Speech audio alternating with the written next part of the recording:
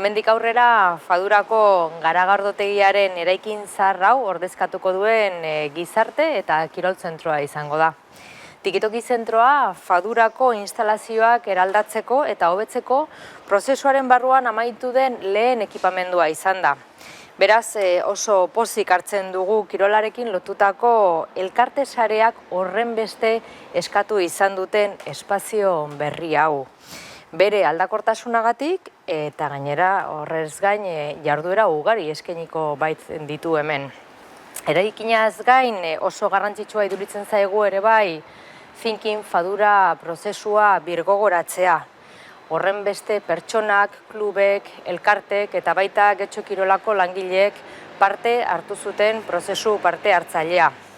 Tikitoki zentroaz gain, hurrengo proiektuak ere lantzen ari gara. Hala nola, errutbi eta atletismo pisten arteko armail berria eta baita tenis eta padel pistan estalia eraikin berria.